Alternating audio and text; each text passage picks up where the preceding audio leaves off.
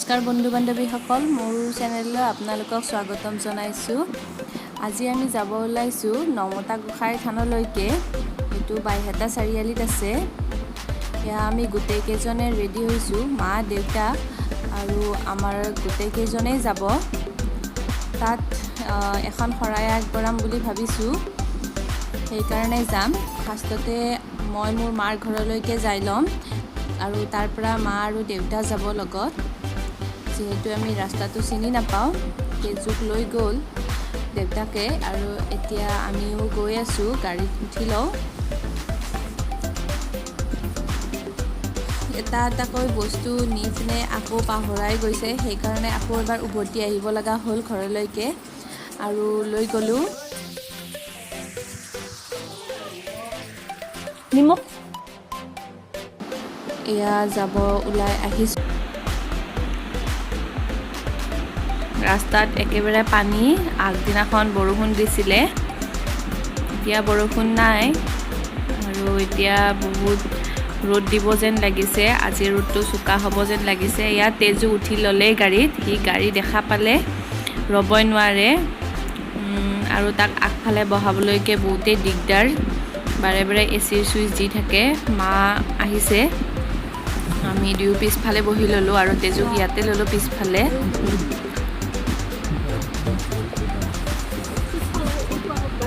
তেজু এতিয়া শান্ত হৈছে, অলপ পিছতে উৎপাত আৰম্ভ হ'বই তাৰ।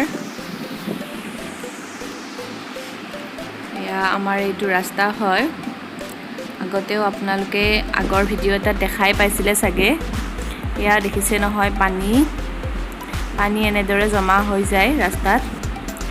দেউতাই অলপ সময়ৰ কাৰণে নামিলে। আমি এইঘৰ মানুহৰ পৰা গাখীৰ লওঁ, আৰু সেইকাৰণে গাখীৰৰ বটলটো দি থৈ গ'ল, যাতে গাখীৰটো ৰাখি থৈ দিয়ে তেওঁলোকে ফ্ৰিজত, আহোঁতে লৈ ল'ম।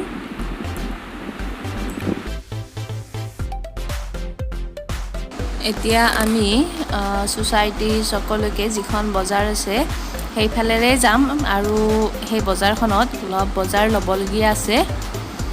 এই মন্দিৰটোত আখিৰ সৈতে কল দিয়ে, নহ'লে থোকৰ সৈতে কল দিয়ে। আমি বজাৰত কোনটো পাই চাই লওঁ, যিহেতু আজি এতিয়া বহুত ৰাতিপুৱাই ওলাইছোঁ আমি। কোনটো বা পাওঁ চাই ল'ব লাগিব। আখিৰ সৈতে পালে সেইটো ল'ম, নহ'লে থোকৰ সৈতে পালেতো কথাই নাই। ফাৰ্ষ্টতে এতিয়া মিষ্টাৰে ATM-ত ৰ'ব, অলপ কেছ ওলাই ল'ব, তাৰপিছত বজাৰটো কৰিব। এয়া ATM পাই গ'লোঁ। মিষ্টাৰে কেছটো ওলাই লওক, আমি অলপ সময় ৱেইট কৰিব লাগিব। ATM-তো দেখিছোঁ বহুত ভিৰ আছে।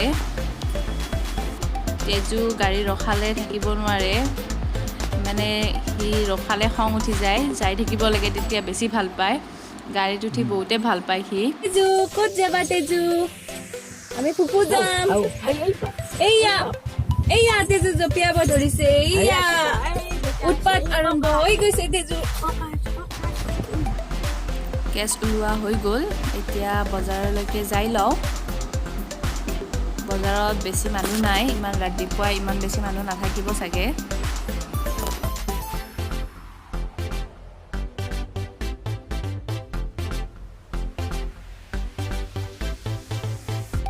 তেজু মুঠতে পিছফালে নাথাকে, সি আগফালে যাওঁকে আছে, আৰু গ'ল ককাকৰ ওচৰত আগফালে বহিব।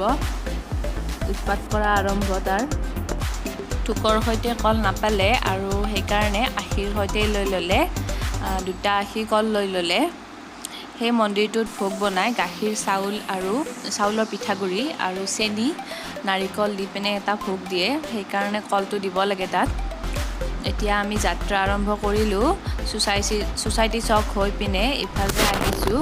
তেজু আকৌ পিছফালে আহি আকৌ আগফালে যোৱাৰ মাথা মাৰি আছে, মানে একদম ল'ৰাটো সুস্থিৰে নাই মানে। এয়া আমি মাহঁতৰ ঘৰত সোমাই মা আৰু দেউতাকো লৈ ল'লোঁ।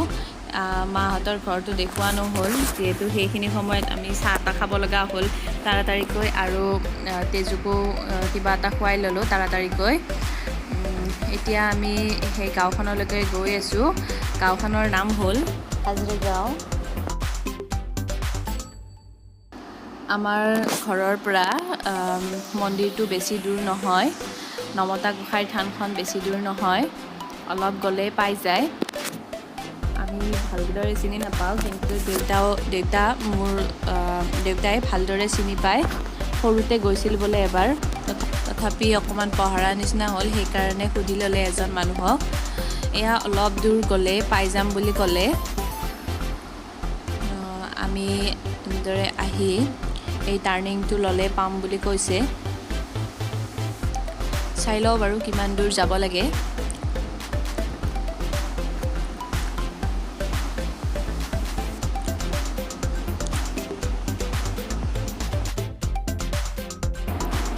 এয়া পালোৱে আমি নমতা গোসাঁইৰ থান।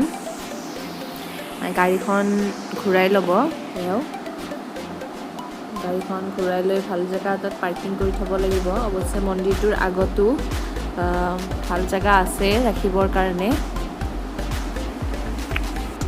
চাই লওঁ বাৰু।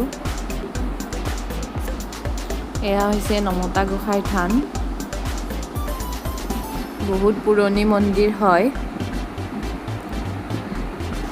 এই মন্দিৰত ইয়াত কোনো দেউৰী নাই। ইয়াৰ ওচৰ চুবুৰীয়া লোকেই ভোগ বনায় আৰু বিতৰণ কৰে। মন্দিৰটোত গৈ বহুতেই বেছি ভাল লাগিল, একদম শৃংখলাবদ্ধ। এটা সৰু ছোৱালীয়ে আমাক নিৰ্মালি দিছিলে।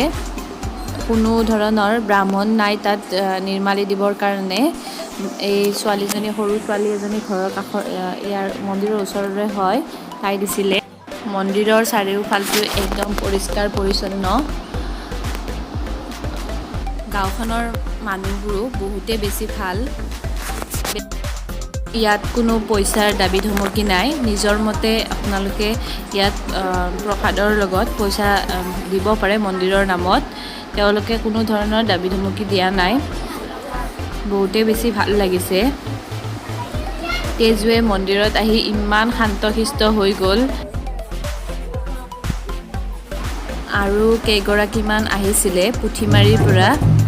সিহঁতৰ কেইটামান বাচ্চা আনিছিলে, তো সিহঁতক দেখি তেজু একদম চাপ চুপ হৈ সিহঁতকে চাই আছে। আৰু দবাটো দেখি বাৰে বাৰে দবা কোবাবলৈকে যায়।